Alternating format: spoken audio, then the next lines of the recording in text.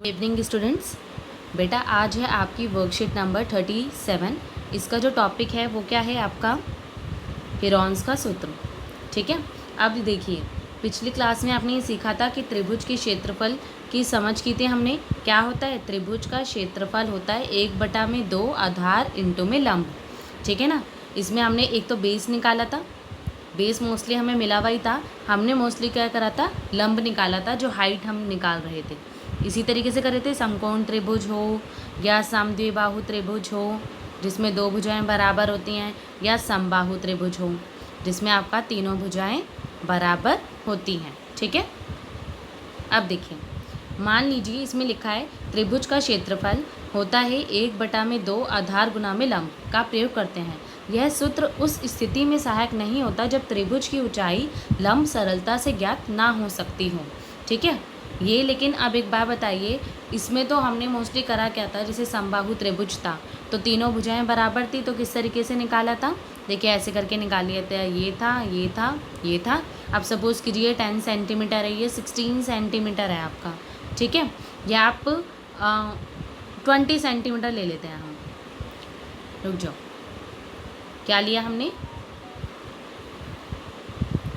20 centimetre लिया, इधर भी 20 लिया और इधर भी 20 लिया, इस तरीके से लिया। यह समद्विबाहु त्रिभुज है, यह आपका 16 ले लिया हमने। ठीक है, तो हमने क्या करा, ये आपका आ गया 8, ये वाला पार्ट 8 आ गया, ये वाला पार्ट क्या है 10 दे रखा है, तो ये इसके अकॉर्डिंग क्या आ जाएगा 100 माइनस में 64, तो आ गया आपका 36। ठीक है, 36 आ गया, तो आपका ये क्या बन गया 6 सेंटीमीटर ऊंचाई आ गई। इसी तरीके से हमने समबाहु त्रिभुज की निकाली थी। समकोण त्रिभुज में तो आपको बेस और आपको हाइट दे ही रखी होती है। अब आते हैं हम, अगर ऐसा ना हो तो हम क्या यूज़ करते हैं, हेरॉन्स का सूत्र यूज़ करते हैं। क्या यूज़ करते हैं, हेरॉन्स का सूत्र। अब हेरॉन्स के सूत्र के लिए वो कह रहा है कि मान लीजिए त्रिभुज ए बी सी का जो क्षेत्रफल है, अगर हमें ज्ञात करना है, ए भी दे रखा है, बी भी दे रखा है, सी भी दे रखा है, तीनों भुजाओं की लंबाई को दर्शा रहे। ठीक है, ये क्या होता है, ए बी सी क्या होता है, तीनों भुजाओं की लंबाइयों को दर्शाता है। तो सबसे पहले हमें क्या निकालना होता है, त्रिभुज का अर्ध परिमाप। त्रिभुज का अर्ध परिमाप कैसे निकालते हैं, परिमाप बेटा जिस तरीके से ये और ये इनकी दूरी को जब हम प्लस करते हैं तो इसे परिमाप बोलते हैं, और जब इसको डिवाइडेड बाय 2 करते हैं तो इसको अर्ध परिमाप बोलते हैं। ठीक है, ये चीज़ निकाल ली। अब उसके बाद आ जाता है आपका, अब देखिए उसके बाद क्या होगा आपका, वो ये कह रहा है कि त्रिभुज का क्षेत्रफल, त्रिभुज के क्षेत्रफल को निकालने के लिए हम सीधा क्या करेंगे, हमें ना तो 1/2 में आधार और ऊंचाई चाहिए, हमने सिंपली करा क्या, अर्ध परिमाप निकाल लिया, चाहे कैसे ही टाइप का त्रिभुज मिल जाए। ठीक है, वैसे मोस्टली हम इसे कब यूज़ करते हैं, जब तीनों भुजाएं बराबर नहीं होती है, कोई भी भुजा बराबर नहीं होती है, तीनों ही क्या, कोई भी भुजा बराबर नहीं होती है, तो ऐसे में हम क्या करते हैं, अर्ध परिमाप। ये जो एस है ये क्या है आपका अर्ध परिमाप है, और ए बी और सी ये क्या दे रखे हैं, S minus A, S minus B और एस माइनस सी। ठीक है, तो हमने किस तरीके से यूज़ कर लिया इसे, अंडर रूट में एस जो अर्ध परिमाप है, फिर S minus A, S minus B, S minus C. अब देखिए इसे सॉल्व कैसे करते हैं, ये देखिए वही कह रहा है क्वेश्चन नंबर फर्स्ट कि ये सूत्र की सहायता से ट्रायंगल पी क्यू आर का क्षेत्रफल ज्ञात करते हैं। तो यहाँ देखिए एस क्या दे रखा है, देखो एस निकालने के लिए ये आपका 13 सेंटीमीटर दे रखा है, ये 15 सेंटीमीटर दे रखा है, ये 14 सेंटीमीटर दे रखा है। तो इन सबको अगर हम प्लस करेंगे तो आपका आ जाएगा 42 सेंटीमीटर। ठीक है, 42 सेंटीमीटर तो परिमाप आया है। अर्ध परिमाप निकालने के लिए डिवाइडेड बाय 2 कर देंगे, जिससे आपका क्या आ जाएगा 21 सेंटीमीटर आ जाएगा। ठीक है, अब देखिए उसके बाद क्या करेंगे हम, अब है इसका क्षेत्रफल ज्ञात करना है, तो 21 तो आपका आया है अर्ध परिमाप, अंडर रूट 21 माइनस में 13, 21 माइनस में 15, 21 माइनस में 14।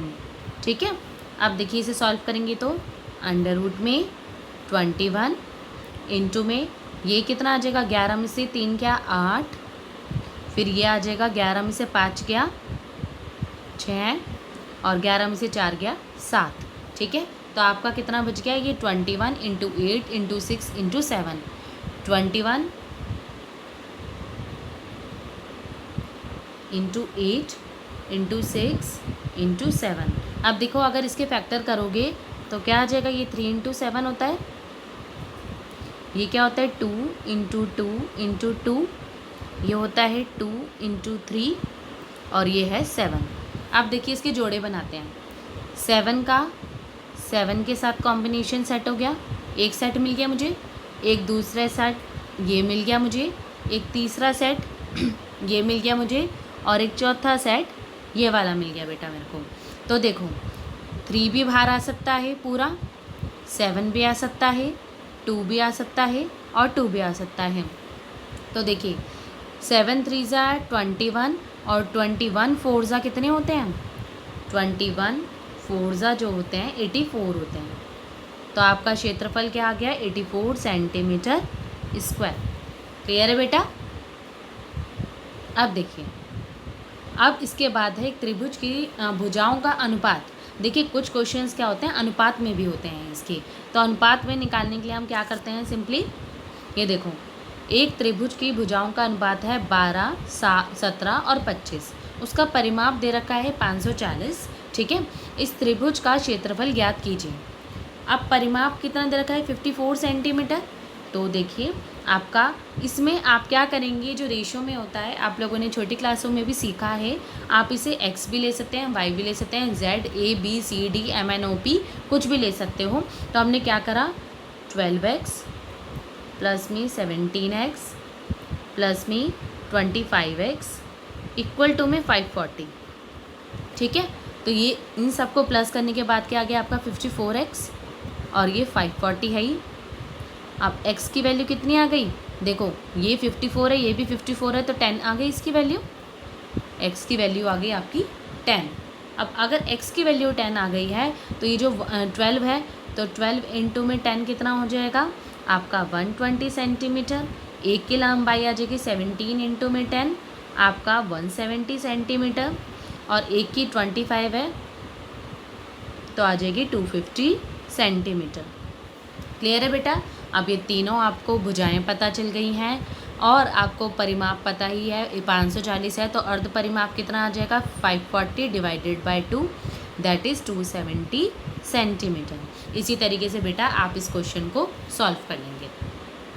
अब देखिए इसके बाद दे रखा है एग्जाम्पल नंबर 3, एक समद्विबाहु त्रिभुज का परिमाप दे रखा है 30 सेंटीमीटर और उसकी बराबर भुजाएं दे रखी हैं 12 सेंटीमीटर। तो देखिए इसे बनाते हैं, ये देखिए इसमें इन्हें कहा है बराबर भुजाएं 12 सेंटीमीटर, ये भी 12 ये भी 12।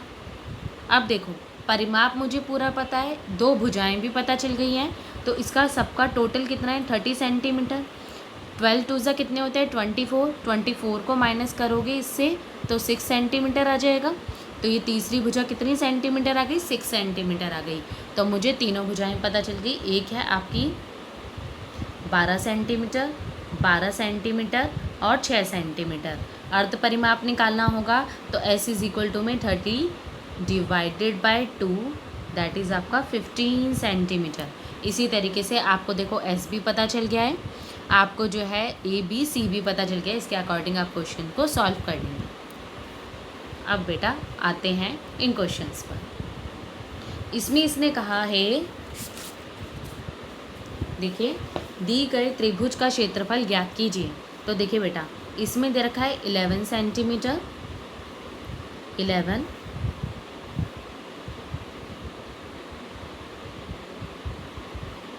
देखिए 11 सेंटीमीटर, 8 सेंटीमीटर, 13 सेंटीमीटर।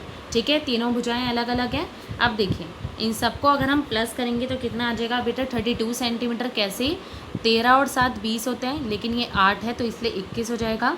21 और 11 कितने होते हैं 32 सेंटीमीटर। ये तो हो गया आपका परिमाप। अब क्योंकि मुझे तो निकालना है अर्ध परिमाप तो इसीलिए मैं इसको भाग कर दूँगी 2 से, तो आपका आ जाएगा 16 सेंटीमीटर। अब मेरे को इसमें क्या क्या पता चल गया है, मेरे को अर्ध परिमाप पता चल गया है, s की वैल्यू 16 सेंटीमीटर, सारी भुजाएं कितनी हैं 11, 8 और 13। अब देखिए इसे फॉर्मूले में पुट करूँगी तो 16, फिर 16 माइनस में 11, 16 माइनस में 8 और 16 माइनस में 13।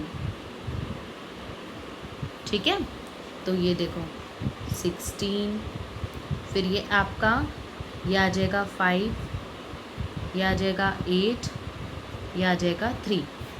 अब देखिए इसको अगर हम सिंप्लीफाई करेंगे, देखो वैसे ही फैक्टर जो होता है वो 2 की पावर 4 का होता है, लेकिन 8 ही अगर हमें दिख गया है तो हम ज़्यादा इसे खींचेंगे नहीं, इसे सिंपली क्या कर देंगे 8 इंटू में 2 इंटू में 5 इंटू में 8 इंटू में 3। 8 का 8 से कॉम्बिनेशन बन जाएगा तो 8 तो आ जाएगा बाहर, और 2 5 ज़ा 10, 3 ज़ा 30, तो ये आपका आंसर आ जाएगा 8√30 सेंटीमीटर स्क्वायर। ठीक है बेटा, ये है आपका क्वेश्चन नंबर फर्स्ट का फर्स्ट पार्ट। अब देखिए सेकंड पार्ट क्या कह रहा है। इसमें वो कह रहा है एक दे रखा है आपको 50 सेंटीमीटर, एक है 80 सेंटीमीटर, एक है 120 सेंटीमीटर। तो देखिए सबसे पहले इजी से कोशिश करते हैं। 120 और 8 कितने 80 कितने होते हैं, 200 होते हैं। ये तो हो गया 200, और 200 प्लस में 50 तो 250 सेंटीमीटर आ गया आपका परिमाप। अब ये तो आ गया परिमाप। अब आपका s की वैल्यू तो आ गई है 250 डिवाइडेड बाय 2, इसका मतलब 125 सेंटीमीटर।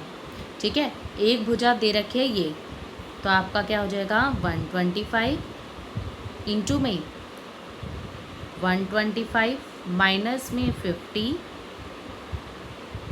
ठीक है, 125 माइनस में 120, 125 माइनस में 80। ठीक है, ये आ गया आपका। इससे क्या हो जाएगा आपका, एक आ जाएगा आपका, इससे आ जाएगा आपका 125 इंटू में 45 इंटू में 5, सॉरी रुक जाइए बेटा, इससे आ जाएगा आपका 125 इंटू में 75 इंटू में 5 इंटू में 45। अब इसको देखिए सिंप्लीफाई करेंगे हम, तो ये आ जाएगा 5 इंटू 5 इंटू 5 इंटू ये होता है 25, 25 या 75 होता है, तो 5 इंटू 5 इंटू 3, ये 5 है ही, और ये 5 9 होता है, तो 5 इंटू में 3 इंटू में 3। ठीक है, अब देखिए एक कॉम्बिनेशन बन गया मेरा, दूसरा भी कॉम्बिनेशन बन गया, तीसरा ये वाला कॉम्बिनेशन बना हुआ है, और फोर्थ ये वाला कॉम्बिनेशन बना हुआ है। तो देखिए 1 2 और 3, तो 5 5 5 125, 125 को 3 से गुना करेंगे तो आ जाएगा 375। अंदर कितना बचा हुआ है एक 5 बचा हुआ है, सॉरी एक 3 बचा हुआ है और एक 5 बचा हुआ है, इसलिए आ जाएगा 15। तो ये बेटा आंसर आ जाएगा आपका 375 अंडर रूट में 15 सेंटीमीटर स्क्वायर। अब देखिए क्वेश्चन नंबर थर्ड। एक त्रिभुज का क्षेत्रफल ज्ञात कीजिए जिसकी दो भुजाएं 8 सेंटीमीटर और 11 सेंटीमीटर है, और जिसका परिमाप क्या है 32 सेंटीमीटर है। ठीक है, तो पहले तो आप इससे क्या होगा, 11 और 8 19 होता है, तो आपका 32 माइनस में 19, तो 12 में से 9 गया, आपका कितने बचते हैं 3।